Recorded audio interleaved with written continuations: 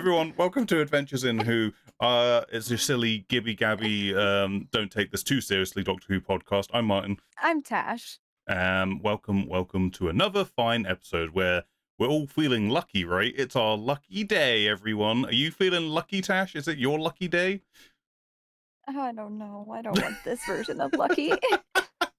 I would like whatever unlucky this is. But how are you? How's Tash today? I'm good. I'm sleep deprived and good. Yeah. And yeah, have fun, everyone. Have fun with this, everyone. It's worth pointing out once again, just in case people don't realize, it is first thing in the morning for Tash. Whereas I get to sit here in luxury in the afternoon where the temperature is at a good point. It's all great, and Tash just has to wake up first thing and do this first thing in the morning. I will say, and this has relevance to today's episode, that I went to see the Thunderbolts yesterday. Which is it was pretty good. Yeah. It was pretty good. I did enjoy it. However, this does have relevance to how I experienced this particular episode, which we'll get to in a moment.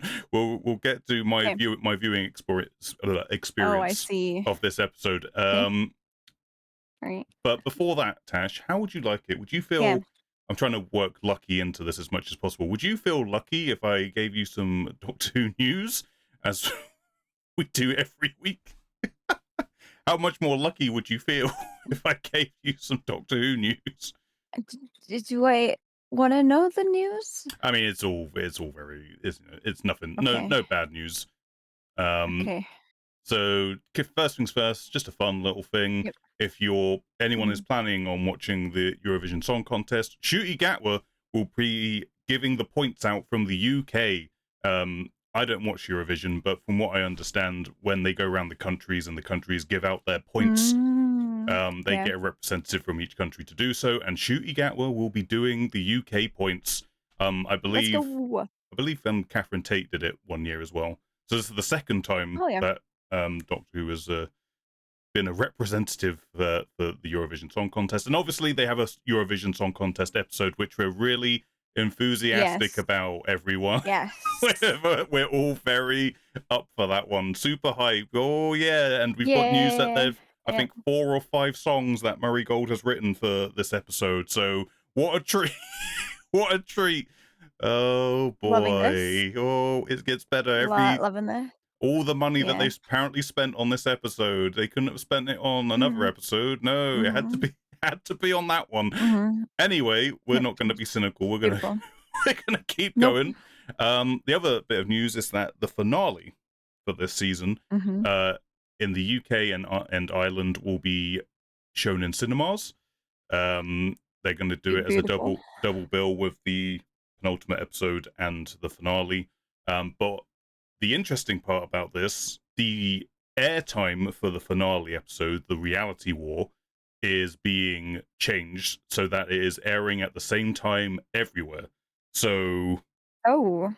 the airtime for the Reality War will be at, was it 7 p.m, 8 p.m, whenever it's airing on BBC One here in the UK, will also be the streaming drop for the episode. Clearly, to avoid spoilers, whatever is going to happen in that episode, they want not to get spoiled ahead of time, which may lend some credence to potentially Shooty leaving. So yeah, I guess wherever you are in the world, do your math on that, what your airtime will be. So yeah, just so you're all aware, that's what's happening.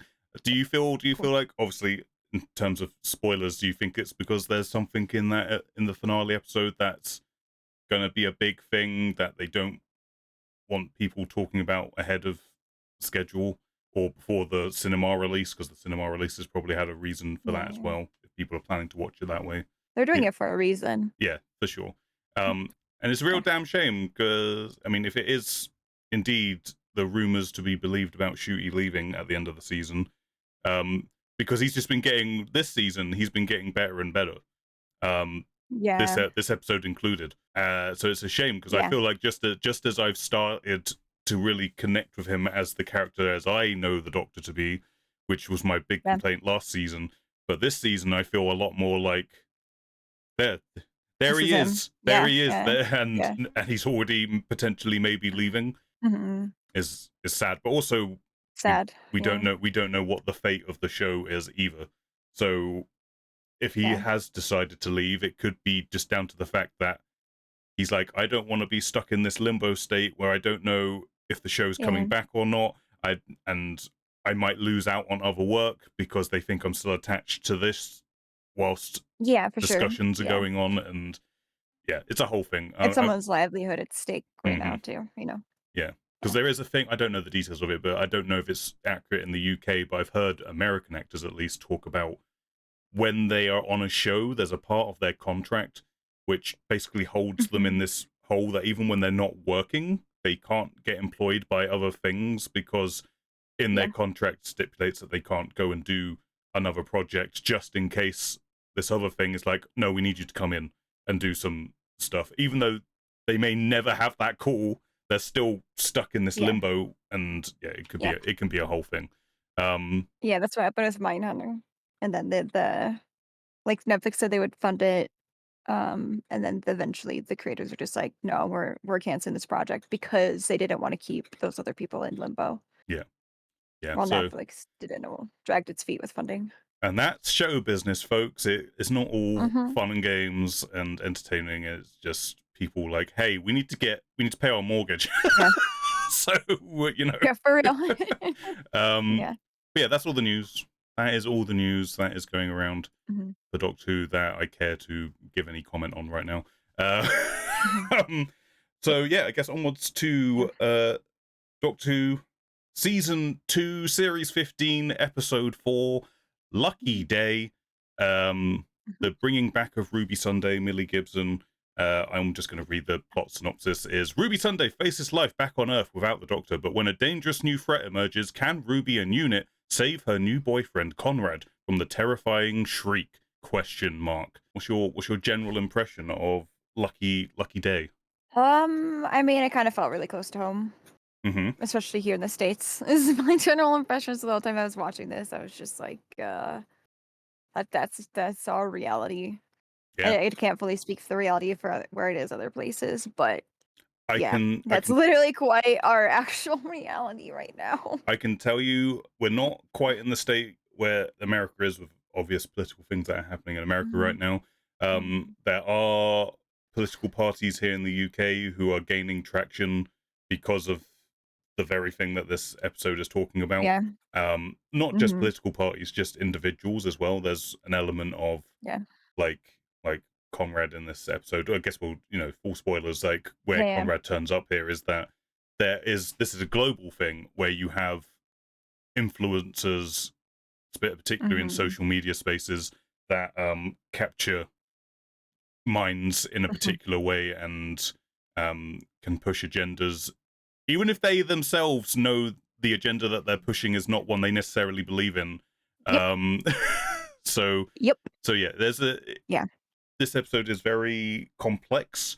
It's talking about a lot of very complex Mhm. things, and whether Mhm. or not it pulls it off, we'll get into as we go Mhm. as we go through this. So the episode starts with Belinda and the Doctor shooting in a damn good Doctor outfit in this opening sequence. By the way, that's that's prime Doctor coat right there. He's got like it's very Yeah. Peter Davison esque. It's got like the lining around the lapels Yep. and it's Mhm. just a good look. Stylish. Good look. Chef's kiss. It's probably a Yeah. damn shame we're never going to see that look ever again, or in like a But you full got it. episode. But we got something pretty But decent you there. got it. We got something. Yeah.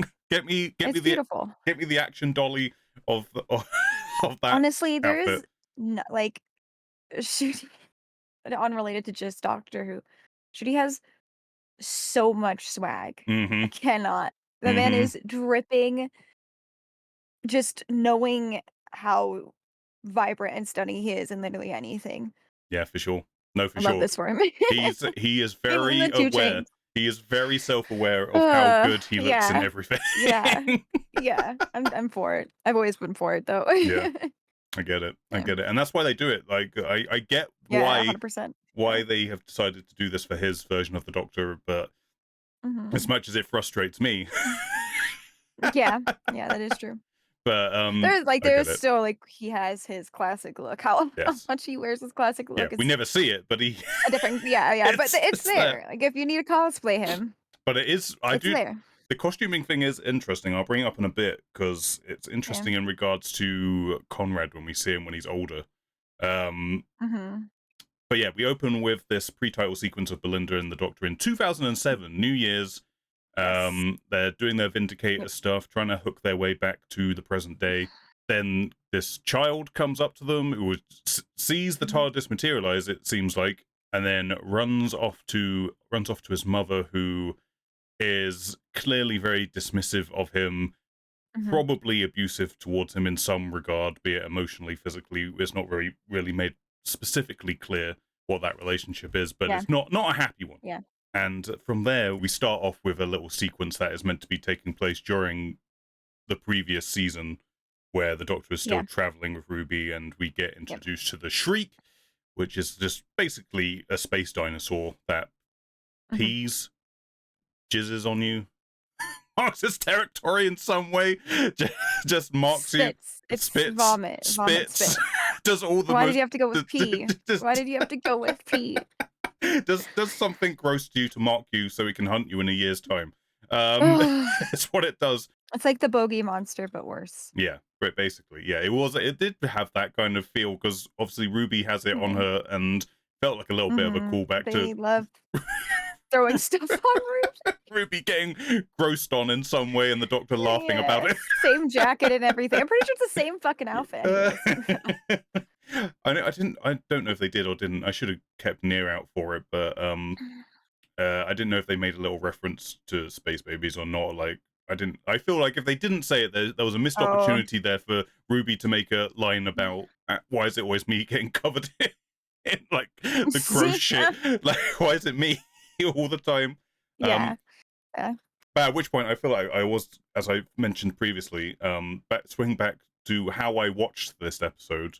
Sorry, I forgot to mention Yeah. this. You Because yeah. I went to see the Thunderbolts. But Uh-huh. the only showing of the Thunderbolts after I finished work was kind of a distance between me finishing work and getting to the cinema. But I went to get Mhm, food. I was like, okay, I guess it's pointless me going home, so I'm just going to mhm. sit in the car park of the cinema and I watched the episode on my phone. that was Oh, beautiful, that was my viewing beautiful. experience of the episode. Just running off of the memories of watching the episode Mhm. on my phone is what I'm going from. I mean, I've watched certain moments Yeah, of it again, and I've got it running up in yeah. front of me now. But that Mhm, was my viewing experience. I was sat there with my Greg's baguette mhm. My in, Greg spaghetti. in, Lovely. in my I'm car good with waiting for the Greg's. Thunderbolts. Yeah, that's how I was viewing it. Yeah. But yeah, we get Conrad sneaking around. It's Mhm, very much a throwback to Love and Monsters, um, from series 2 with during David Tennant's time, where I feel like mhm, purposefully it's trying to lull you into a false sense of security that we're doing another one of mhm, these. Someone who had an interaction with the Doctor but didn't have a full interaction, but has become obsessed with them and wanting to learn more about them. And it's meant to make you feel like, oh, it's going to be another cutesy little romp in that general direction. And mhm. that's the first clue I had. That was the first clue where I was like, I don't think we're just going to do this again. There's gonna be There's something gonna be else to something this. else. Yeah, there's. Good enough. I feel like I got sus on Conrad relatively earlier than was anticipated by the episode through a few things, but we'll get through that. But yeah, we have that whole opening sequence with Ruby, the Doctor, Mhm, Shriek getting gooed on, mhm, Conrad taking pictures of the TARDIS and Ruby and the Doctor and all of this stuff. So mhm, this is kind of our first bump in Conrad's motivations in terms of mhm, I guess we kind of have to just get this out of the way of how we feel about Conrad as a character because it informs mhm, how we feel about the whole episode, I feel like. So to me, he's clearly a character who is he's looking for some form of validation and acceptance because mhm, he is something he clearly never got as a child. And he still doesn't feel mhm, like he is because it's later revealed after he says his mum has died, but she actually hasn't died. She's living in a fancy mhm. house because he's making a fuck ton of money from influencing and The sponge, social yeah. media and whatever. Um, Yeah. So clearly he's still seeking his mother's approval, it feels like to me. Yep. Like he's still trying to get that. And he's just become this wild conspiracy theorist, like, because he's been told everything he believed as a kid was a lie, and he's now perpetuated that into adulthood.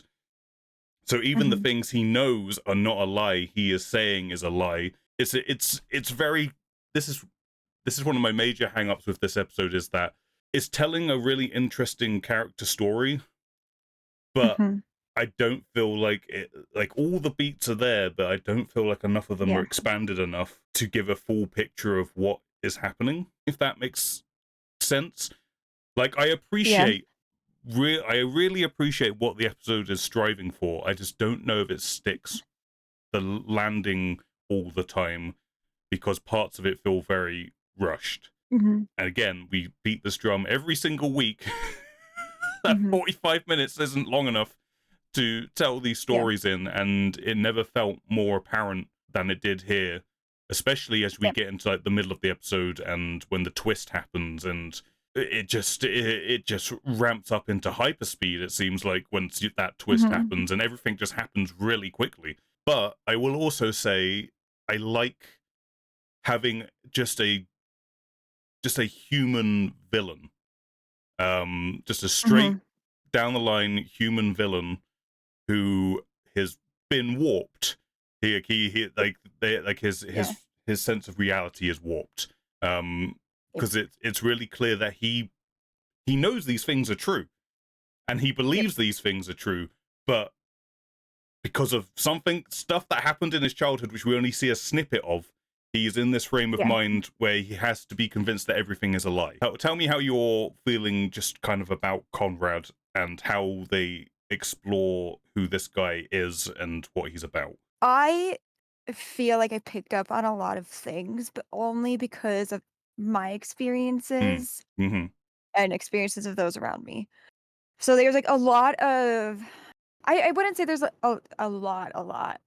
Like the message got across. Yes. I think there are some assumptions and it depends on what you've experienced in life. I don't even want to make it like a gender thing, but kind of a little bit of what your read of Conrad would be. So that like for me, seeing him with his mom right in the beginning, she kind of smacks him. I feel like there's no mention of like was that his dad or was his mom on a date type of thing. So it I felt think they seem to mention that there was no dad. I'm fairly certain at some okay, point. yeah, yeah. So immediately I was like, all right, he's gonna have this weird complex. Not necessarily like good or bad. Like I especially know my partner had to grow up pretty young and step into the role of not just son really, Mm-hmm. really early on.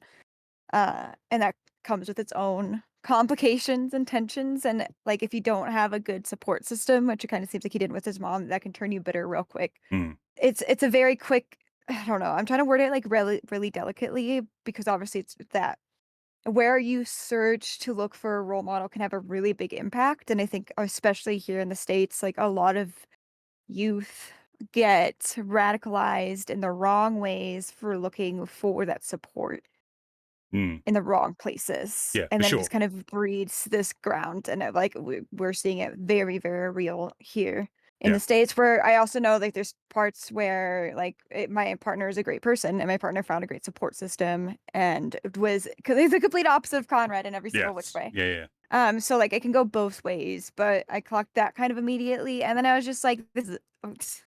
I'm gonna be so brutally honest here. This is just a fuck boy.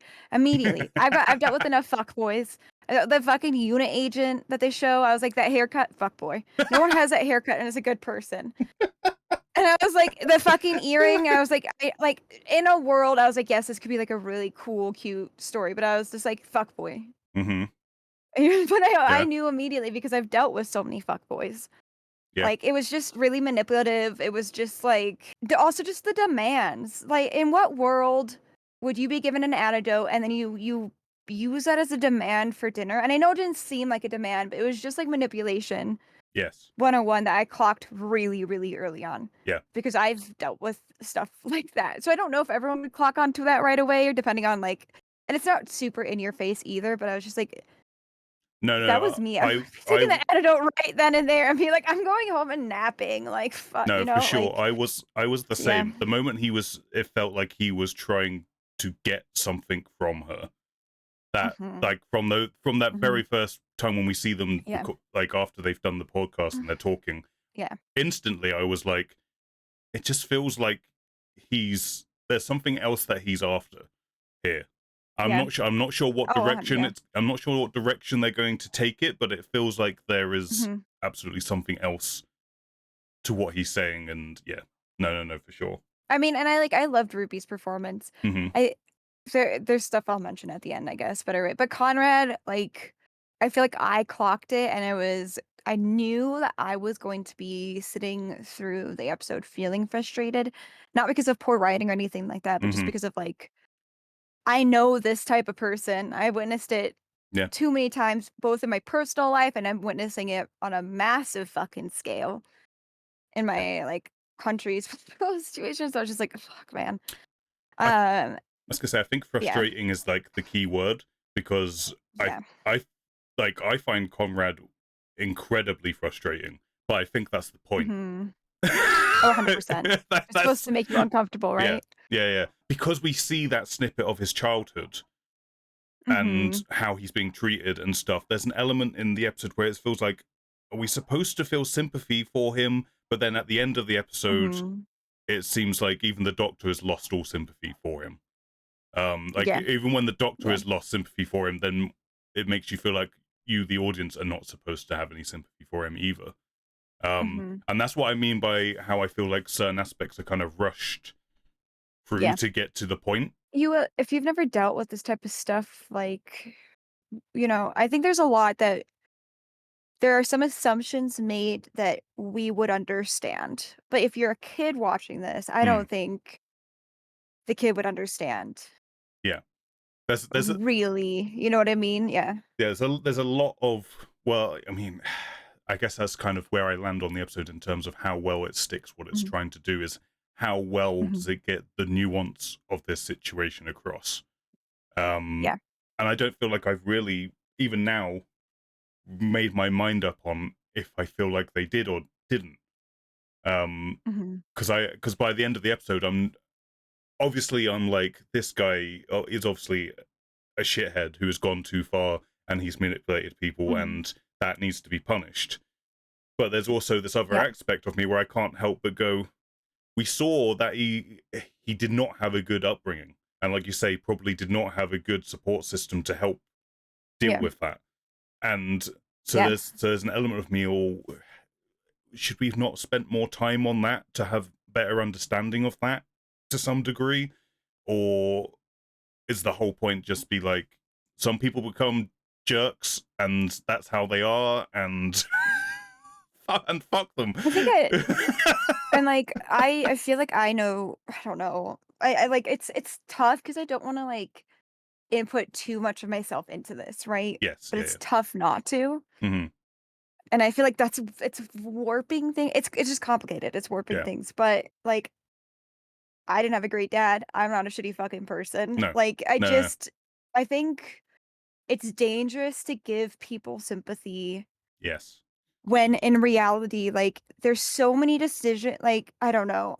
I just think it's really easy to not be a shitty person. Yeah. I think is the basis of it all, and I'm sure that's gonna have some complicated nuances to it depending on your support system and your Hmm. upbringing, but, like, in this day and age, I just don't think, like, having not the best growing up situation, my words, but I don't think that excuses you, and I don't Yeah.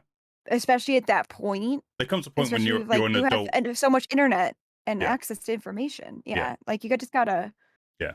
work on yourself a little bit, and I know not everybody wants to do that or not everybody's raised to do that, but, like, it's just in this day and age of social media and ever omnipresent and so much information, I Hmm. just felt like he doesn't deserve sympathy, and Yeah. whether that means what happens in this episode is correct or not correct is very, very different, but I Mm. just like, being complacent and having sympathy for the wrong people is very dangerous. Yes. No, yeah, I agree. Especially when you Yeah. get to the end of the episode where it does evoke very real things Hmm. with the imagery and what's Hmm. what's happening. So no, I mean ultimately I do feel like Conrad deserves punishment and he's an adult who's made Hmm. choices at Yeah, a it's certain just a point. really, but it's tough and Um nuanced, and I yeah. feel like depending on what people have gone And through, what your current like day-to-day life yeah. is, it would hit differently, Yeah, and that's kind of my and main it's thing. complicated. It's how well the episode handles that nuance, which I'm still in two Hmm. minds about. Um Yeah, because on yeah. one hand I feel like it does a really good job of showing how a dangerous person who will use lies as weapons Hmm. operates. But yeah, it's a whole thing. Anyway, um, Yep. that's where we're kind of at with Conrad as as a character. I guess we haven't even Hmm. got to the twist yet, but I think it's kind of important No way. because Yeah. because it does, like I say, it does inform how you're probably going to feel about the whole episode. And I will say, Yeah. I think the actor did a really good job. Like I feel Oh, like for sure. he Yeah. really I feel like he really understood the assignment of Yeah. what he had to get across. So I will say that. Definitely. Continuing on through the episode, the Doctor and Ruby go off on their travels after being Hmm. introduced to the Shreek and what the Shreek does. We then skip to the some point in the present day, but not quite the present day because it can't be because there's other things happening where they have Yep. they're having the podcast and Conrad and Yep. Ruby are introduced to one another, and we get the guy listening to the podcast on who works for Hmm. Unit, so that gets seeded in, and eventually, yeah, like Ruby and Conrad develop a relationship, and Hmm. there's a really well directed scene where Ruby is explaining what the Shriek is and how it works Hmm. and how it all goes. And this is another thing, because this is all from really Conrad's point of view, is that the lights go Yeah. down, you sort of get imagery of the creature in the background and then being grabbed. Hmm. So to me, again, this is signposting that, despite the lies that Conrad is putting out, he Yeah. believes it to be true, because this Hmm. whole imagery is coming from his mind, his POV. So he's Yeah. it's Yeah. interesting thing we're trying to deal with here, but that is a really, I did have to applaud the direction again, which I think this was Peter Horrigan who directed the first episode this season, I do believe. We get to see Candy and Ruby's Oh yeah, yeah, yeah. All together. yeah, all together again, so it's nice to Yeah. see them back. Yeah. They were the MVPs last year. I feel everyone agreed. Just get that lady her tea, goddamn. She's still Oh waiting. yeah, so cute. Okay, side side track. You feel free to cut this out too if No, you want go to on. say it. The minute the grandma was like, he has a picture with his shirt off. I was like, never trust a man who has a picture with the shirt off. Never. That's rule number one. Dad bod are the only ones that are gonna be great to you. Don't trust people with fucking abs. They're shitty. Anyways, I'm moving on. You feel free to cut that out. I was just, To cut that out. my red flags went out. I I will was like, just don't. no. I would say like maybe people with That's abs just a aren't joke, but like necessarily that's my bad people, but no, no, there they're is not. They're a not. there is a certain thing about showing off in that way. I guess there's something about that, but I don't know. Mhm. I'm not. It's not something I would ever do. Even if I was I in mean, like prime yeah, shape, I yeah. don't think I would. So I don't know. I don't know. It shows a some sort of level of confidence, I guess. Where that It confidence was goes, just I don't know. another red flag for me right Yeah. away. No, Yeah, but yeah. that's Not all interesting. people with abs. I mean that's There are interesting though. bodybuilders of so many different like Mhm. sizes and genders, and I love it for them. I just feel like in the context with how he was acting, I was like, fuck boy. Another red Mhm. flag of a fuck boy. No, yeah, for sure. That's what I mean. Like if it like Yeah, yeah. it feels like it's a detail that's in there for a reason. Like Hmm. it is there for a reason. We then get like again we get to see another date with Conrad and Hmm. Ruby, which again set me on edge because of the direction where you have both of them looking directly into camera. Yeah, And that made me really yeah, uncomfortable. it made me really uncomfortable as well. I was I love the scene, the storytelling for, like, Conrad, so I was like, I love the spookiness that mhm. was, like, happening in that direction. Yeah, like Yeah. it's I do But feel yeah, like the staring at each other made me so uncomfortable. It's like, "Please make this stop." I do feel like this episode is there was lots of direction choices being made to Yeah. communicate things, and the Yeah. having them look directly into camera, yeah, it's just unsettling. just unsettling having Yeah. them look directly into the camera and Mhm. doing all this. They decide to go on a weekend away.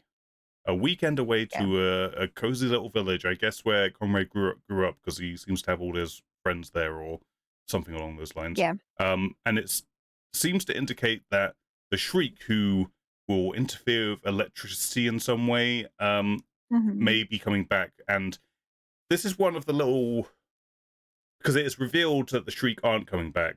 The twist being Mhm. that Conrad has got his mates together to trick Ruby to pull out Unit Mhm. and all of this. Yep. However, when they first arrive, we see the bus sign glitching out. Um, Yeah. and I do have to question, was that just a legitimate glitching out of the bus sign, or was that part of the setup? Because Mm. another thing that this episode is dealing with, where maybe there's one too many things being dealt with here, is Ruby's PTSD of having this whirlwind adventure, and now that she's Mhm. stepped aside from that adventure, she's on high alert Yeah. all of the time because she can't help Yeah. herself. Yeah. Which is another really interesting thing that they're trying to do here, because it's especially in the bigger picture of this universe and what it means to be a companion and what it means after the Mhm. fact. And um, Yeah. but I do feel like the kind of PTSD hyper aware part of this kind of gets dropped a little bit towards the end of the like the third act. Like it kind of, it's like brought up but then doesn't really get expanded on. Yeah. I mean, obviously the portrayal of Conrad to Ruby is part of that as well, because it turns out, oh, I was right to be hyper aware the whole time because I was Yeah. portrayed Trust in no that way. one. Yeah. um Yeah. but yeah, it's, I don't know if that, if it's just meant to be a glitchy sign and that's all it was. It was just glitching out. It's just a coincidence. It was Mhm. glitching out, or was this part of Conrad's Yeah. plan from the beginning that he got his mate Sparky to, hey, go fuck with the, go fuck with the bus sign as well. Do that to plant the seed early on in her brain Yeah. that something's weird going on. Because I don't know if, I feel like that Yeah. may be a little bit of a step too far for believability at that point. that that Well, then it also happened with the car when they're coming back from the date. Yes, it does happen with the Yeah. car as well. Like, Yeah. so yeah, that doesn't really get explained either. No. No. And like that's when he first was learning, I Mm, think, really about what their method is. But I don't know how much general information is out there about this creature in their like day-to-day world right yeah. now. That's a whole other thing. Apparently, like I say, Conrad's been working this angle for a while with the electricity, or it's just a coincidence. It gets weirder and weirder, and Ruby makes the call to call up Kate at unit. Well, she Mhm. actually, interestingly, she's trying to get hold of Mel, not Kate, and apparently some Yeah. seeding of the spin-off potentially, that Mel has been sent to Sydney to look into some strange goings on in the harbour. um Yeah. some sea devils might Dun be dun doing some shit in the dun. harbor. Dun dun dun dun. So yeah, and also I guess this whole episode does seed, like, what does Mhm. Unit look like at this point? Like, what is the perception of Yeah. Unit? Like, how is Unit operating at this point? And it's seeding Yeah. in some things for that spin-off and how they Yep. might be utilized, which is interesting. We'll talk about a little bit more about that in a moment. But yeah, she puts in the call. Oh, and also Kate is working late with a certain Colonel Abraham. Oh, there. I was so worried about his fake. So I'm like, anytime there's like some sort of love interest for a character who seemingly seems always too busy Mhm. and too important to have a love interest, and then I'm like, Mhm. this they're gonna die. They're gonna die. So Yeah. many shows have done this. One did it to me very recently, and I was like, I feel like they're gonna die. I feel like, and then they did, and I was like, I can't handle this. And the Yeah. spin-off, it might happen. We don't know. That might be No, I what they're mean, I setting hope it up for. doesn't happen. I was just like, new love interest. I've just got uh, trust issues. I've been burned by new or rekindled love interest just for them to die. I mean, The same episode. we saw them holding hands at the end of Empire of Death, I believe. Yeah. Um, Yeah. So they've been setting up this little Mhm. loving this little love fest that's going on here. But yeah, Kate is like, I'm happy to help if you need my help, Ruby, just call me in. She goes to check that the Shriek is still inside its cell, which is, I mean, I was Mhm. hoping for some cameos we mentioned last week. I was like, come on, show me a really rubbish looking 70s monster in one of the in one of those jails. Just something. An ogron. Just give me one of them, just banging on the cell. Just give me that Mhm. little Easter egg. Yeah, from there things escalate, it gets all spooky, and eventually we get to the reveal that once Unit has arrived on the Mhm. scene to help, as Ruby has been convinced that the Shriek are on the loose because Conrad says he didn't take the antidote that he was given. At Mhm. which point I was like, okay, at this point, This is such yeah, bullshit, right? His like, him saying, "I didn't take it because I wanted to be brave," I was like, "No. yeah, No. that. That is so not believable." Mm-hmm. 100%. I was like, Yeah, you that might be was a stupid, but you're not that stupid. Like, come on now. no, and, like, not even that, like, it was just a dumb reason. Who would Yes. just be like, "Here's" like, if you really did believe in all of this, and you're trying to paint a picture that you believe in all of this, who would be like, "Oh, you gave me an antidote? Okay, never mind. I just wanna be brave." Like, no, just any other reason, but I wanted to be brave. Like, I there's no part of that that made or clocked in my brain of potentially working. it was his phrasing of like, I can just be like the doctor for you, and it was like, it was so weird and But, like, the dog yeah, yeah, unnatural. 100%. But it also goes back to the costuming that when we get back to Conrad, is that he's Yeah, kind of got a similar coat to what the doctor was wearing as when yeah. he was a kid.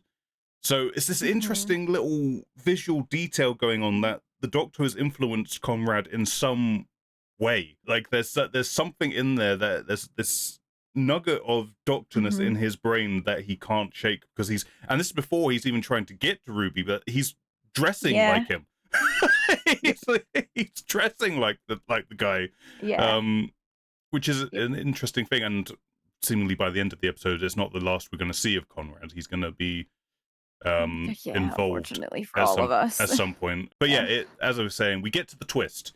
The twist is revealed that he's just got Mhm. his mates dressed up as Shriek, which is incredible how they've managed to get the most accurate Shriek costumes they possibly could have done. I don't know how they've pulled that off. I'm gonna guess, the in Jordan I don't know what his real name ever ended up being, but Jordan probably saw the Shriek and, like, gave them I details guess. from Yeah, the yeah, yeah. inside of what it looked like. I'm gonna save it for that, but I've got so many questions about that character. You're just the unit guy who has been listening to the podcast, and yeah, yeah, like It was the inside man. the I just inside like, guy. Like, why would you Did believe Unit not vet something? him? Did Unit not vet this guy who's clearly got a bunch of alt-right podcasts on his subscriber list? And, It's and not like, even that, it's just, like, he works there, he sees this shit, like, mm-hmm. he just Yeah, no, for sure. anyways, But yeah, the I'm twist gonna try happens. They're in reliving. those costumes. Uh, Mhm, Conrad, Conrad reveals himself, the truth, to Ruby and Unit. mhm, He goes by Think Tank, which I thought was going to be like a big, like, because Think Tank is in the old show. Think Tank is the first mhm, villain that the Fourth Doctor interacts with in his first story, a group of extremist viewed people who call themselves Think mhm, Tank. And I was like, is mhm, this like is he going to be like related to someone from the original Think Tank in some way? Is this what we're doing? But mhm, it turns out they don't really have any real relationship to one another. It's just mhm. they just so happen to have the same name, I guess. I guess. And this is the only time Yeah, that Think Tank is brought up, and it's never really mentioned again. I don't think. I think it's maybe on his hat at the later part. It's yeah, just an interesting it's a weird choice. callback. Yeah, it's an Yeah, interesting choice to have mm, where it doesn't seem to really have any actual impact other than just because like Pete McTighe is a fan. He works on all of these Blu-rays that I have behind me. Like he uh-huh, knows that people watching will know that Think Tank is a yeah, thing that exists. mhm, So it's yep, okay. I guess, but yeah, it is revealed that Conrad is apparently now. This is one of my big hang-ups with the episode. Is apparently he is a mhm, guy who has a big, not just a pretty substantial following already, who mhm, believe the same thing as him. Mhm. to set this whole thing up, and obviously it grows out of proportion upon this release of like him filming the whole thing and everything. How, again, I have to ask, how does Unit not know? Like, if there's this guy who has a following who are like anti-Unit effectively, um, Mhm. how do they not know about him? How have they not told Ruby? Like, he's already got this group of people following enough to buy property. He's earning enough money from 3. this 3 houses. to buy property. Yeah. And they have no Yeah. idea. They have no idea that this guy existed, that this is what he was doing, that he's got a cult like following, that are also anti-Unit people. Like, it feels like they should have some grasp Mhm. of this information at some point. Oh, for sure. For sure. Especially with, like, how much they're like, how much is at stake, you Hmm. know? I don't. But it is, And if maybe it's just a message about don't get too cocky, like, you're I never safe. guess, Even if you think you're untouchable, you're not untouchable, yeah, really, but yeah, there's a lot in yeah. this that was unbelievable for me. And also, it does feel, again, this goes to the themage of the episode. I don't know how well handled the aspect of it is that, and we'll talk about this as well, like how Unit is being utilized as, Mhm. because in the old show, Unit was very much a branch of, I mean, it's United Nations, and they couldn't use that in the new Yeah, series yeah. because the United Nations didn't want Yeah, them yeah. to. But effectively, they Yep. were interacting with governments, and they Mhm. had to follow the rules, and all of that sort of stuff applied Yeah. to them. Here, it seems to Yep. be that they're above the government, that they operate in such a way where they don't have to answer to various governments, because Kate has the line about, if other governments learn about the technology we have, and Mhm. it's verging more towards Torchwoody like territory rather than Unit. Yeah. And I don't know how I feel Yeah. about that. They do mention Geneva, though, Yes, they do. which means that there's still some, like, There's some connection, regulations. but Yeah. it does feel like it is strange. But also, but what I'm kind of getting at is that there's an element of this episode that's like, hey, don't question the system or the people in charge, because they're here to protect us. Never question it, because you end up like Conrad if you Yeah. ever question it, which is a weird. It just, I see what they're trying to do. I get, because obviously we know Mhm. as the audience that Unit are protecting people. That is their job. They are there to Mhm. help and protect and stuff. But with the Yeah. bigger picture of what the themage of the episode is, it feels very strange to plant the villain being a person who is saying, hey, question the people who are our authority figures, and they're saying, no, don't question your authority figures, just trust in them. It's a kind of a Yeah. strange optic, a little bit. Yeah. um and yeah, it's one of those things where I feel like 45 minutes we have to get through this, and it's one of those things where I feel like Mhm. should be expanded in some way, but is kept really, got to keep going. We've got to get to the finish line at some point. Clearly I'm on Unit side because I know Unit Uh-huh. as an audience member. Yeah. Yeah, I just felt that was a bit strange, like how there seems to be this idea of don't question authority figures. I mean, I've kind of read it, well, that is true. I read it in a little different way Yeah, go for it. because Yeah, I had to get through it, but, like, they mentioned so much about, like, this is where our tax dollars are going and this and this and yes, that, yeah, yeah. where I feel like with the emphasis on that, it was kind of more for me, like, pay attention to where your money is going to. Mm-hmm. Maybe because 'cause I'm in the States, I didn't read it the same way, but here Mm. we're kind of in a situation where our tax dollars are being wildly, Mm-hmm. wildly misspent, and kind of, everything that we had that protected us is now gone. Yeah. Really? I Is the most simplest way. So I feel like I kinda read it into, like, the youth is just pay attention. mm, Just pay attention, I guess. yeah. I I didn't say guess it as, like, listen to authority by any means possible. I just kind of was like, don't start shit, like, just educate yourselves. no, you're right. Like, because that is a Yeah. big point of discussion here as well, in terms of how people Yeah. feel that tax is being spent and how much tax they have and whatever. And I guess that I get lends where you're that coming from too. it Yeah. lends credence to why so many people would believe Conrad. Yeah. Like Yeah. it get like why like ordinary people would start believing in the message that he's trying to put out there. Because that is a hot Mhm. topic right now, to be sure. But it gets to the But point with yeah. Conrad where it becomes so obvious that this guy is lying. It become, Oh, and I mean, like, even making like, I forgot about the comment, like, collecting disability hmm comment as well. I think that's what kind of, like I think they try to throw in these lines, not just don't question authority, like, they throw in these lines to make it poignant and yeah, mean to say that they're yes, questioning for the wrong reasons. There's just so many nuances happening in general, yes, just there so is. many There's a nuances lot. happening. There's a Yeah, lot, and yeah, you're right. In terms of Conrad, it does become very apparent that he's targeting things where you're like, "What the fuck are you talking about?" yeah, Like it becomes yeah, very clear that Conrad yeah, is swinging into some dark territory where it comes to all of that mhm, stuff. Yeah, maybe it's just because I'm watching it and I'm feeling like I wouldn't believe this guy, and that's where mhm, my frustration lies. Like I'm like, mhm, but then I think about it for a moment and I realize what's going on in the world, and these sorts of people do have mhm. followings, and I'm like, They how do. do we get to this point? It's it's so strange because I feel like this just feels so much more like what's happening in the US a little bit more like and I know this is kind of branching out everywhere. But quite literally we have fucking people on the news that are questioning and where our tax money is going and shutting down government programs that are trying to help us. Yes, yeah, yeah.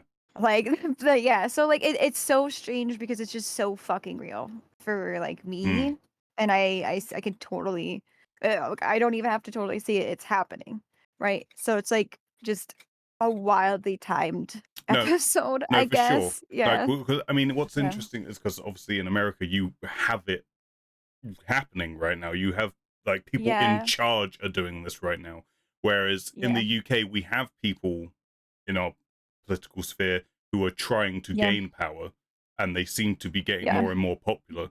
And people are like, why do people fall for this? Like these people who are Mhm, clearly lying to you, and yet more and mhm, more people seem to go in for it, and that's yeah, ultimately what this episode is exploring. What its main theme is, and I appreciate. I feel like I have to reiterate. I appreciate the fact that they're going there, that they're yeah, trying to be relevant in that way and tell a story that will hit in that way. But at the same time, you also have to remember this is a Doctor Who story. yeah, yeah, And view yeah. it through that lens. It's just those some of those nuances I don't know if they fully cover in the way that is where you can join all the dots. Because like I say, when the Mhm, twist happens, we go at like a breakneck speed in terms of how much the momentum grows. Like the twist mhm, happens, and then it seems within like a couple days, a week, Conrad is mhm, on every news channel. There's mobs of people in the street. Like it just mhm. escalates so quickly to the point where I feel like you could put in like the Anchorman Ron Burgundy. Like, well, that escalated. like it's.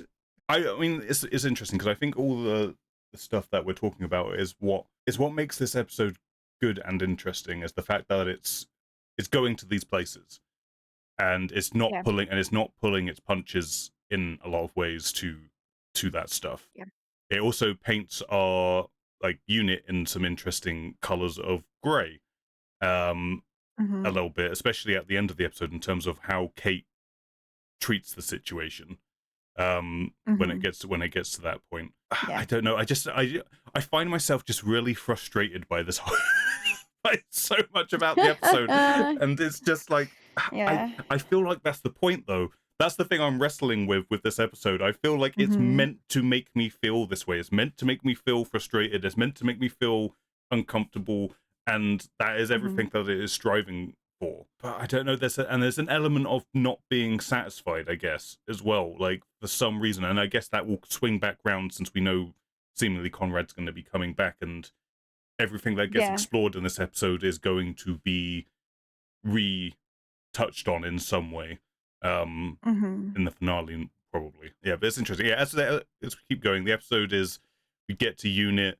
Unit is seemingly getting dismantled because people are stopping trusting them, including various governments. Mhm. They're having to move things to a different site because the tower is getting kind of like seemingly decommissioned bit by bit, and Mhm. they're having to remove their sources. At the same time as this is happening, Conrad gets his inside man to get him into the building. When this inside man seems to be like, "Wait, what are you doing? What do you want to do?" Suddenly has a moment Yeah. of like realizing who Conrad is and what Conrad is actually about. Struggles Yeah. with him and ends up getting shot in the process. To which Conrad gets to the control room, and the imagery there is very evocative. I expect, especially for Americans, of this cap wearing, hoodie wearing guy with a gun, who is alt right leaning lunatic. Mhm. It's very real. Mhm. And again, I will stress that I appreciate them trying to do something like this, where really the only villains in this story are the human ones. How are you feeling about this sort of climactic exchange at the end of the episode? All around, it's believable, like, the turning on the person who helped him inside. Why but I just don't understand, like, how there's not security clearance for, like, what access employees have to, like, this new analyst can seize operations of the facility and, like, open up certain areas and block unit in certain areas, but I just feel like there would be some sort of, like, I at least here in guess. the States, like, when you work with stuff like this, you have to go get government clearing, like, you have to have and I think it's the same in other places to work on certain projects and stuff, like, there's different levels of security, Mm, and you go through extreme vetting in those processes to the point where they will call your, like, for us here, kindergarten teacher and yeah, ask about you, like, yeah, yeah, so I don't but there's not enough time to dive into that, I suppose. It was very fitting for Conrad to just betray the dude and grab a yes, for gun. sure. Yeah, I mean, I guess there's an Yeah. element because no, because unit is being dismantled and destaffed at this moment, so there's Mhm. that element to it as well, where people who are still there may have been given like extra responsibilities and stuff like that. So that might be why he's got more access than he would normally. You're right. The biggest plot hole to this whole thing is it feels like he's remarkably unvetted. This guy, like Mhm. it feels like they Yeah. should know about this stuff. That he may not.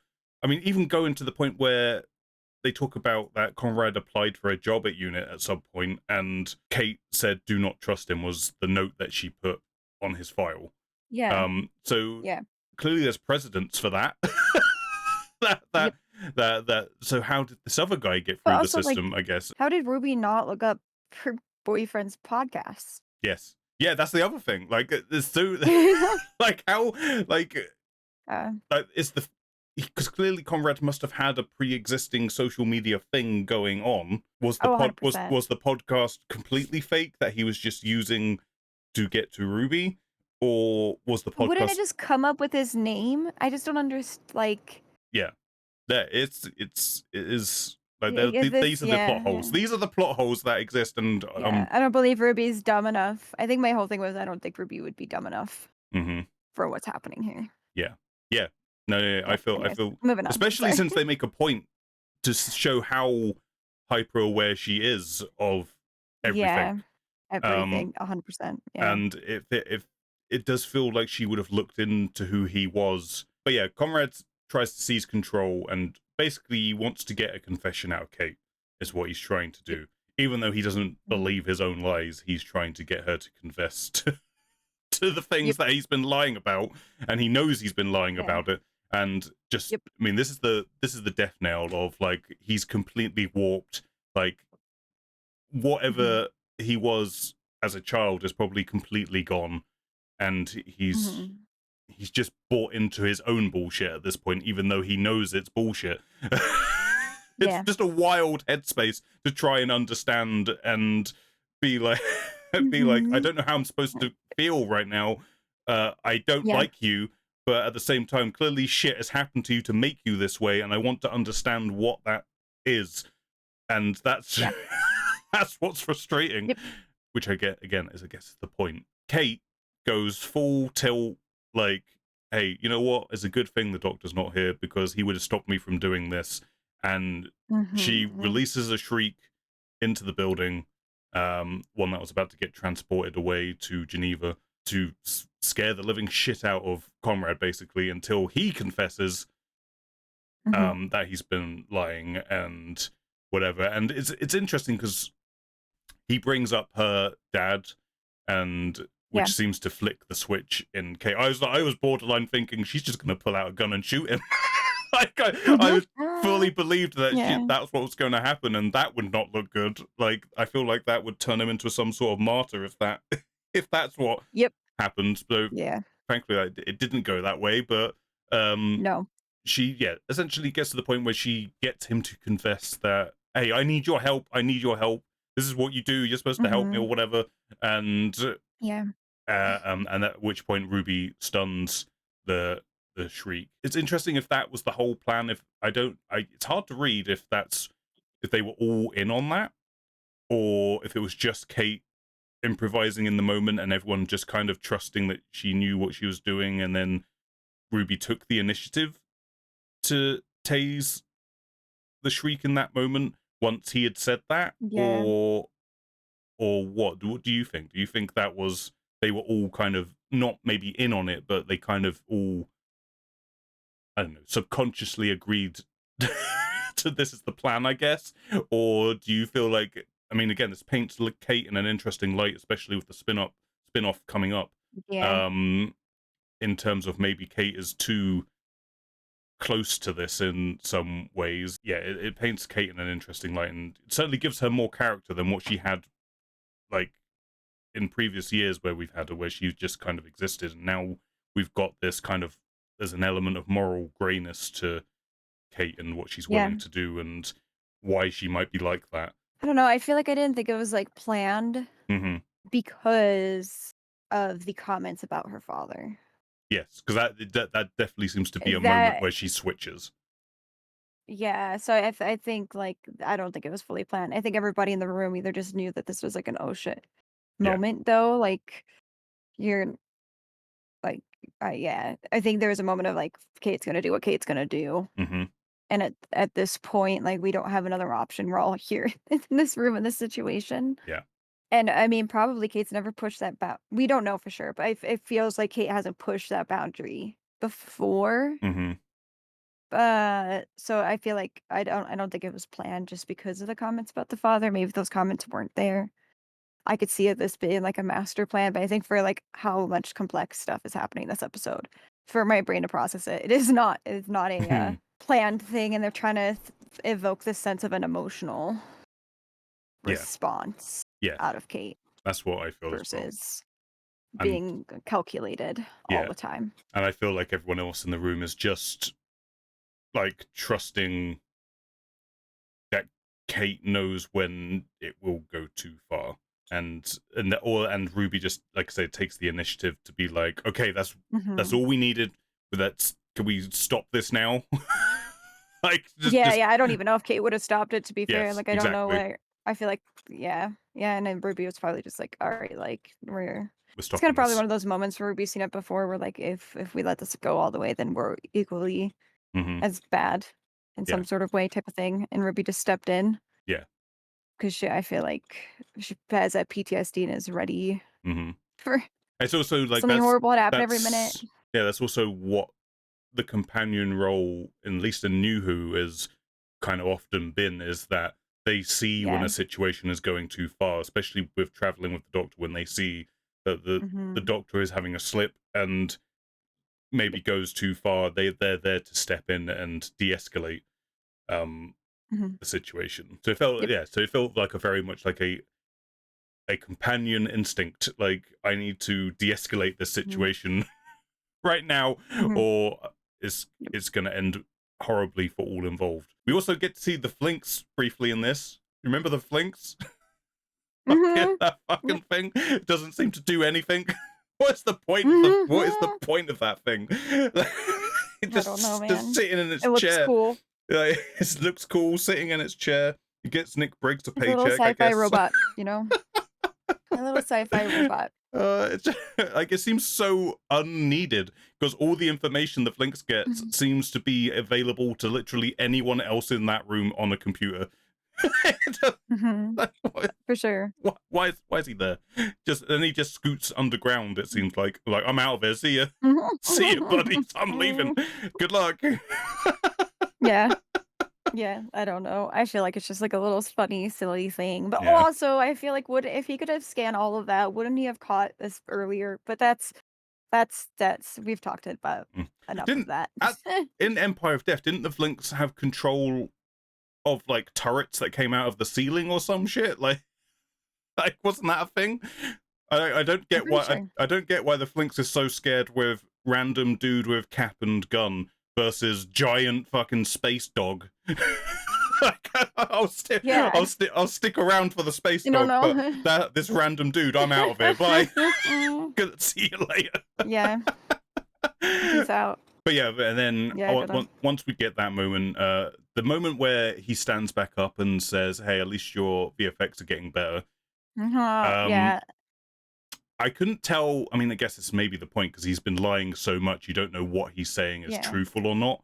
Yeah. There's an element of, is he just going back on like, haha, jokes on you, I still think that they're fake, or is he just winding them up Yeah. by being like, hey, at least they look better. Like, I honestly couldn't tell whether he was going back on it and being like, nah, it's still fake, or if he was just being a little annoying prick and just thought he was being funny. I honestly couldn't tell, but again, I think that's maybe the point. Yeah, I don't know. I can't think too hard on that at this rate. Yeah. It was very satisfying for him to get bitten, though. Yes, he got chomped. He 2 got seconds chomped, later, and yeah. I seemed like, is it meant to be that his arm came off because the band that's I had so many questions about that too. like Yeah, I think that maybe that's a prosthetic arm, like a yeah, I was high-tech like, does he have a prosthetic robo arm. arm? Why would they give him a robo arm? Like why? Like, yeah. To me, it felt like his arm must have got severed, and the Yeah, band is there to because it probably destroyed reattach it tendons. or whatever or Yeah. something. Which I guess you get some good health care if you get injured in a unit. I guess I don't. Yeah. We have Ruby kind of sort of taking it all in, this whole Yeah. situation, and it's kind of fun seeing her stand in the location where we first got introduced to Chewie on the Mhm. helipad area of the unit base. I guess it's kind of showing like Ruby is traumatized in a way, and she doesn't quite know how to deal with all of it, and she's still kind of figuring it Mhm. out. I was half expecting to see the companions anonymous from Power of the Doctor to show back up in some way, like Yeah. Ruby was going to go down and have a chat with Joe Grant Yeah, or yeah. someone. I was half expecting that to come back, but maybe that's exactly maybe what she needs, a little chat with some other people who have had the same experience and Mhm. how to deal with it coming to an end and go back to normal life. But yeah, from there we get what I think is probably my favorite scene of the whole episode, where we finally get the Doctor showing up to confront Conrad, remarkably kind of ethereal kind of way, where he's just like he just kidnaps him, sucks him up into the Mhm. TARDIS somehow. I think this is probably one of the most doctory scenes that I've seen Shooty do. I'm Mhm. not just saying that because he's mean and grumpy in it, but in terms of I being, wouldn't say grumpy, no, he's he's, poignant. yes, poignant, and he's got like just like gravitas in this moment. Mhm. Like you Mhm. can. It's one of the times like last season I struggled to connect with him as the Doctor, but in this scene I really felt like, no, this is a entity that has been alive God knows how long at this point and has seen so much Mhm. shit and is so tired, just tired of Mhm. certain people and how they Yep. operate. And it's like, oh my god, Yeah. I am so done with this. Why are you like this? For sure. And yeah, it's just a great Yeah. performance by Shooting. Like I say, I think it cements how, like we were saying earlier on, like at this point, Conrad is a fully grown adult who has made his choices and he has to live with them. Mhm. And there maybe was a time when we could have helped you, but you've gone down a path where maybe Mhm. there's probably no coming back from it, because even the doctor is saying that. The doctor goes to the Yep. point where he's like, hey, I checked in on the future and you die young, alone, seething with hatred. But, like, here's Um, how. How? Because if that future doesn't exist. well, this is the Oh, wait, other, just kidding, just kidding, never mind, never mind. N this is yeah, the I thing, remember now. because things are Yep, yep, yep. clearly going to change. Because, 100%. Yeah, yeah. I so totally forgot there for a second. All yeah, good. no, so Yeah, that makes sense. Yeah. based in what reality should have happened, the doctor Mhm. He skipped was gonna ahead die. and and sees, and the fact that the doctor is happy to tell him this is Yeah. really telling about how done he is. Like, Which is such a different contrast to what we saw in Dot and Bubble. mm-hmm, You know what I mean? When he like, those people were just straight up horrible, and he's like, "No, I still want you to survive and live." Or I feel like this, like, and I know he kinda mentions, like, how he you hurt Ruby, but I think, like, it's not because he hurt Ruby, it's because of what he is trying to dismantle mm-hmm, is the more important reason why the doctor is here. Because if the doctor just went up to all of his best friends' worst enemies and told them off, we would never, like, yeah, let's be so honest, yeah, yeah. that's a never-ending list. But the minute Conrad was like, "I don't accept, like, Your your version reality, of like, yeah, yeah, which I is was kind of a just like, "Fuck." it's kind of a I play just on knew immediately. yeah, it's kind of a play on the Deadly Assassin, which is a fourth Doctor story where the Doctor gets trapped in a different, like an artificial reality, Mhm. and he's like shouts out, I deny this reality." So it's the kind of a Yeah, yeah. callback to that in a roundabout kind of way, and with the final episode being called the Reality War, it Yeah, has a certain, yeah. like, hmm to the Hmm. whole thing. But yeah, it's a good standout. And again, I have to give, obviously Shooty's great, said that, but I have to give the actor playing Conrad some props as well, because and why I mean, you say like seeing him again, oh, we got to deal with this guy again. Mhm. I'm actually kind of, I feel like Conrad, the actor playing Conrad did such a good job at being able to, whilst the Doctor is being at his most gravitas, straight down the Mhm. line talking to you, I'm not putting on the persona of the happy-go-lucky guy right now. I'm just being raw me at you, and the fact that Mhm. he's able to stand there Yeah. and convincingly just stare down at him and be like, "You don't scare me," is kind of scary in Mhm. of itself. Mhm. Um, so whatever this means when Mrs. Flood, the fucking pensioner plotline that is Mhm. continuing to go on, like however Mrs. Yep. Flood is going to use Conrad for whatever she's got going on, could lend to some interesting, because I want to, because of how good that scene was between the two of them. I Mhm. kind of want to see the two of them go head to head Add it again. again. Again. Yeah. Yeah. Because I feel like they just did a good job of bouncing off one another as hero and villain in the very Yep. basics of storytelling. But yeah, how are you feeling about the ending scene and all the jam? So I just was like in this moment where the doctor was just like being so poignant. Mm, During it, I was like, this is gonna have consequences yes. because we haven't seen this from Shruti, Hmm. really. So like we've seen it from other doctors, Hmm. but like, And whenever we see the uh, Doctor do something, but when he gets down to this, there's normally a repercussion oh for it. yeah, yeah. So I was just like, so like on top of it, I clocked we hadn't seen Mrs. Flood yet. Hmm. I even had gone back and I was like, I'd paused at the scene with the old lady with the dog at the bar, and I was like, no, that's not Mrs. Flood. Uh, She could be and anywhere. yeah, so, like, I just in that moment, I knew there was gonna be consequences to Hmm. it, and, Conrad plays a perfect villain, and I think, like, the actor, like, his just how we can go from, like I don't know, this isn't gonna be the correct terminology for anything I'm saying, but I don't know how else to explain it. He goes from, like, puppy dog eyes to, like, menacing in point 0.2 seconds, like, he Mm. did a phenomenal job at, like, studying, like, body language and stuff like that on top of all of the other performances he gave, uh, yeah, I thought it was good, like, I feel like it showed that side of the doctor that's still, like, while I'm caring, I still have my limits, and I still like, it just shows, like, the weakness in the doctor is always what the people he cares about Yeah. in its own way. And he cares about Kate, he cares about Unit, he cares about, like, Kate's father's legacy, he cares about Ruby, he cares about Earth.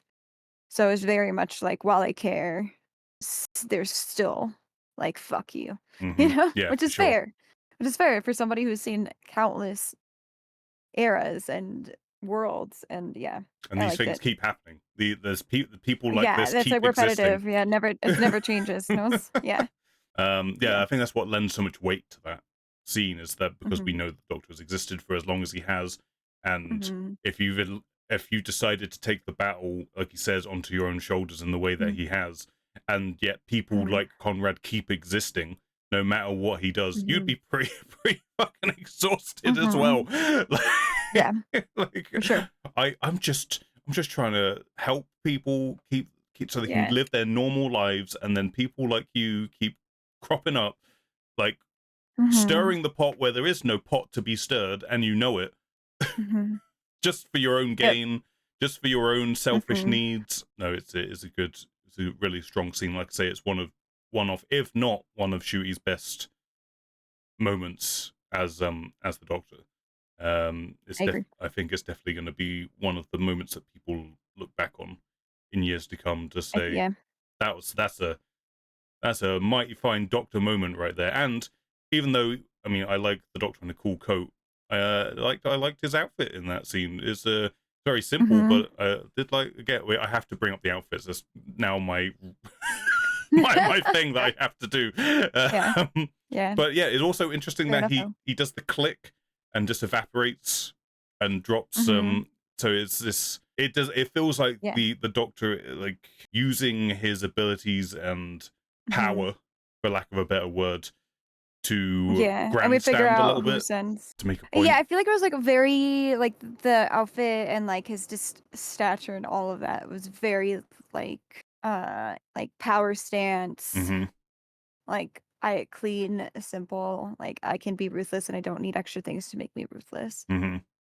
Um, but can still be, like, classy about it, I guess.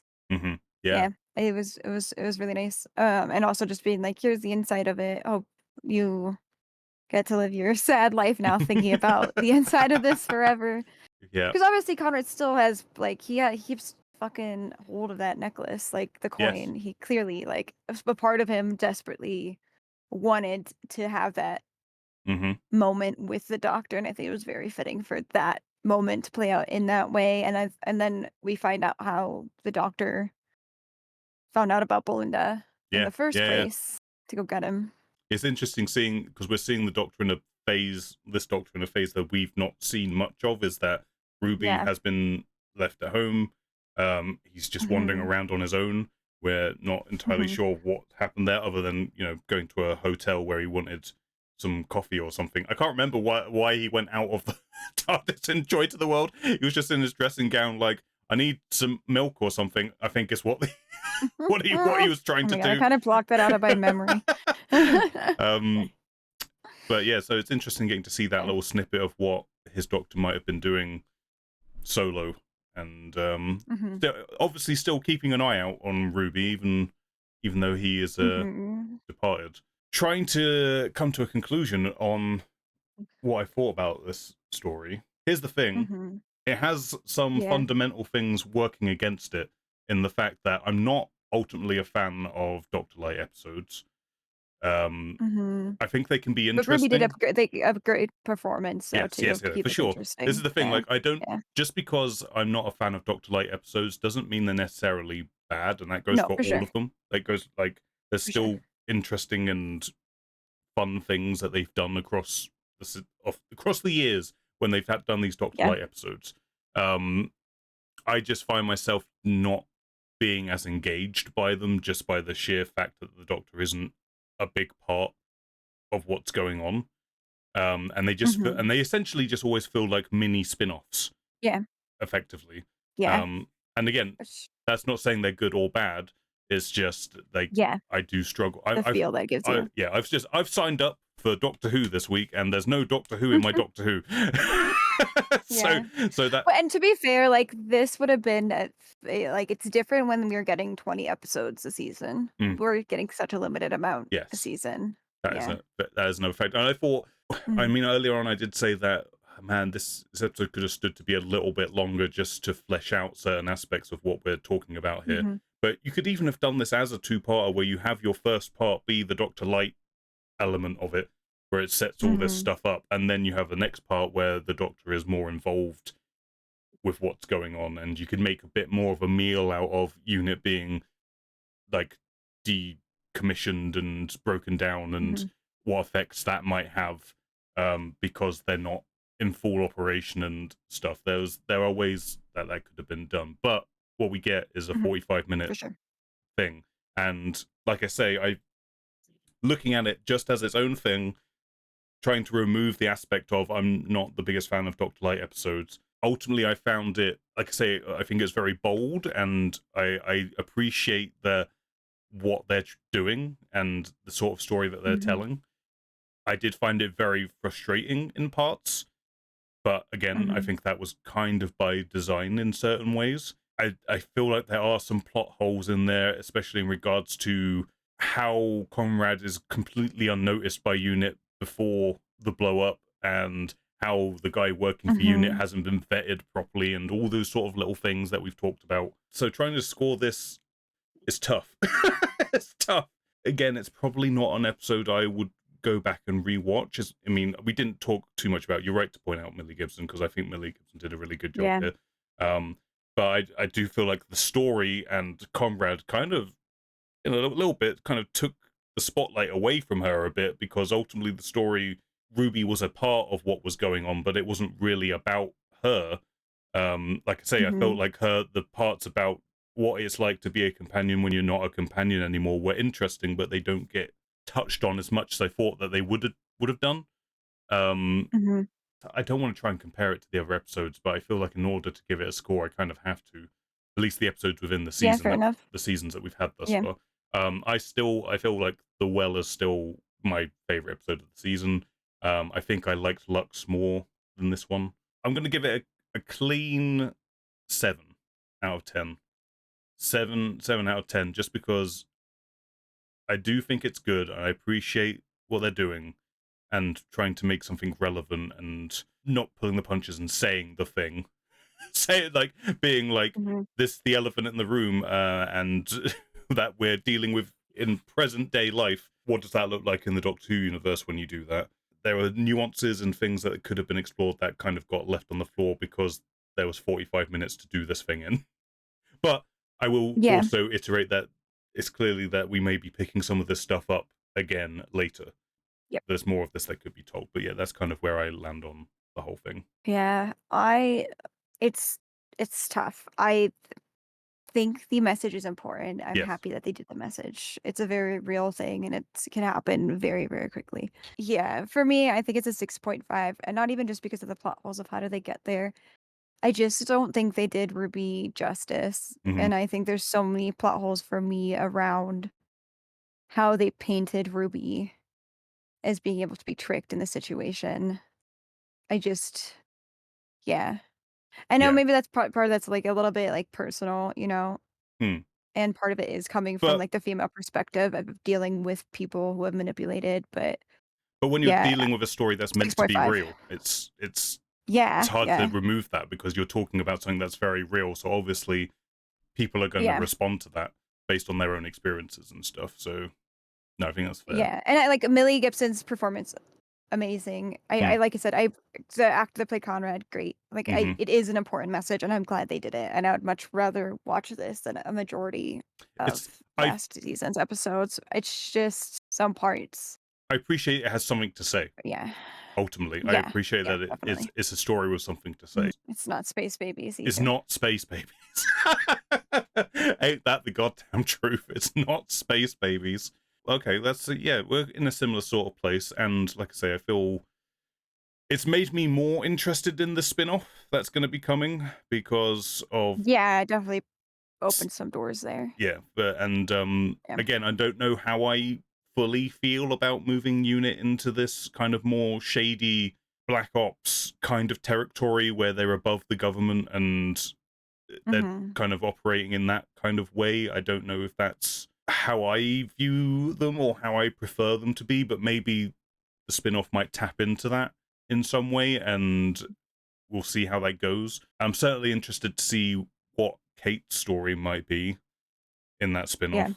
Um, since we're touching on what her relationship is with Unit and what it means to her, and is it too personal for her to make judgment calls or not? Because, like you say, like Yeah. she Yeah. all he had to do was badmouth her dad, and something flipped off on her, and she she was like, Mhm. we didn't know where she was going to go. It was like I said, I was like, Yeah. is she just going to fucking shoot him in the head?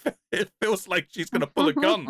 Um, Yeah. so yeah, it certainly has done that. At least it's made me interested to see what Yeah. the tone and what that spin-off is going to be. All right. Hey everyone listening, watching. This was a hard episode of Doctor Who. It had a lot of real shit going on in it, and we Yeah. are on social media. We've got a Blue Sky and a Twitter. Adventures on Who. Adventures in Who, not on Who. We're not on top of Who. We're in Who. Adventures in Who on Twitter and Blue Sky. You can look it up. There'll be links in the description, and you can get in touch with us Yeah. about the episodes. And Yeah. we've got one here from Rob, who said that was the best episode of Doctor Who in ages. Only two problems. One, I didn't miss the Doctor and Belinda at all. I did. I didn't miss. I didn't miss the Doctor and Belinda at all, Mm. which I guess is a good thing in a Doctor Light episode, where if you're completely captured by what is happening, you don't mind their absence. I personally, because I've been enjoying the Doctor and Belinda so much this season, I did feel their absence, and I'm like, I just want to Yeah. see, I Yeah. want to see more of them because they're doing so good, and because Mhm. we're like, Yeah. this is the halfway point of the season. But that's a personal thing, that's subjective. But if you didn't miss them, that's great. Doctor Who and Well, Unit just chained themselves to the establishment and its media, the exact opposite of what they used to be. Brilliant though, and Conrad lived. I mean, that is, I do like. Then they've been doing that a lot this season. That the villains aren't just yeah. killed or got rid of or whatever. Like they did that a lot back in RTD1, Yeah. where the villain would just die and they say, "Well, that's it. We're done with them. We're never going to see them ever Yeah. again." Peace out. Yeah. Um, I Yeah. kind of like that we, even with the well last week, we're like, "Hey, Mhm. the monster could come back at some point." I think that's more fun in a certain regard, that we could have Yeah. a villain come back and change or do something different with them. Or I kind of agree that that's that's a good thing. Like, I mean, Yeah. sometimes you're like, why don't these fuckers just die? I guess, but I kind of Yeah. like having long running villains personally. Like, especially for if you're trying to, like, reinvigorate, I guess, the interest in Doctor Who with this. Mm, Like, it makes sense to leave it open for enemies to yeah, come back you need a rogues and gallery. potentially see it again. Yeah, and, yeah, And I I enjoy think it. Rob's point that he's making Enjoy in the it. comment about, because he said only two problems, about Doctor and Unit chaining themselves to the establishment and its media. Mhm. Exact opposite to the way that they used to be. I don't know. Is that kind of the opposite of what I was saying? Like I feel like Unit previously in the old show was very much a part of the establishment, and like they had to do things by the book and etc etc etc, whereas I feel like the Mhm. point in this episode is that Unit was kind of separating itself, and that's why it's kind of become this shady thing, and why people have a distrust of it, because of it's got this giant bloody building in the middle of London. No one knows what they do in there, and they seemingly Mhm. aren't answerable to anyone. I That's mean, I think, yeah, maybe it's more so saying, like, they're tied to this the same concept of, like, social media having power okay. and people who, I mean, I could be reading this completely wrong too, don't like, it was so easy, so easy to cause this meltdown in Unit, and it Hmm. just makes it seem like they're tied to the same pressures and, influences that everyday people are tied to. I wouldn't agree, though, that the Doctor's tied to the establishment. I think the Doctor still kind of has Yeah.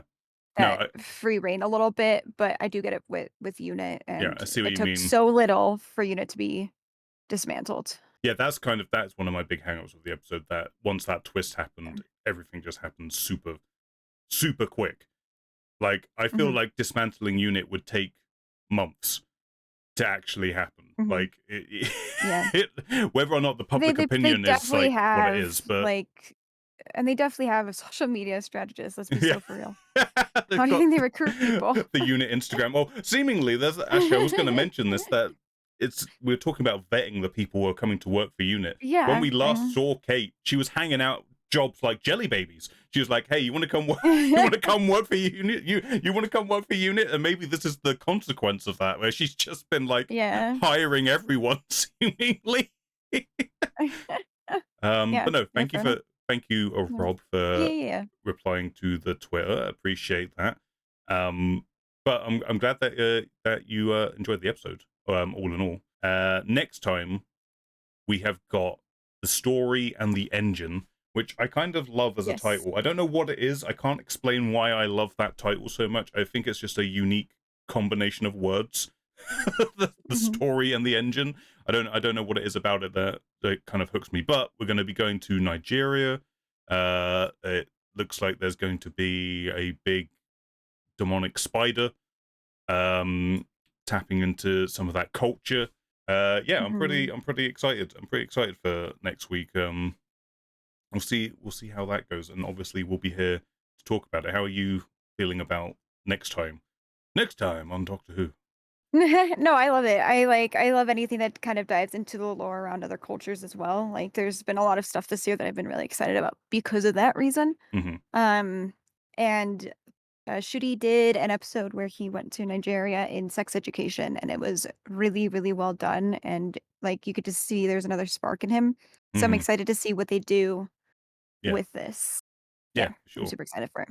I mean, a big thing that people always say about Doctor Who is that why are they always traveling to England at certain points in history? Like, why do they not go anywhere else? Um, Yeah. so I mean, just on that level, it's Yeah. fun to sort of see like Team TARDIS go to just a very different place with a different history, and how the show interacts with that and what it does Mhm. with that. Yeah. So yeah, I'm pretty excited. We'll see how it goes, and as we say, we'll be back next week to chat about that and give you our thoughts and opinions. But like I say, make sure you're following us on the socials, and you can tell us how you feel about that as well. Good stuff. Good stuff. Well, Yeah. this wasn't a complicated story to try and give an opinion about whatsoever this this week. No. It was easy peasy. So easy. Oh dear. All right. That's it then. I guess it's time for us to leave you now, everyone. Thank you for listening. If you're on Spotify, thank you for watching. If you're on YouTube, sorry about if our cameras were a little bit janky at any Yeah. point. It just is what it is. But the audio sounded fine to me throughout the whole thing, so that should be fine. But until next time, folks, make sure you're subscribing on YouTube so you don't miss an episode. Make sure you're liking if you enjoy it. Leave us a cheeky review on Spotify. 5 stars only. We only want 5 stars. Thank you. Anything else will make our algorithm shit. Oh my So god. 5 stars only, please. Thank you. But other than that, thanks everyone. I hope you enjoyed. I'll catch you next time. Goodbye. Bye. Bye. Bye-bye. Bye.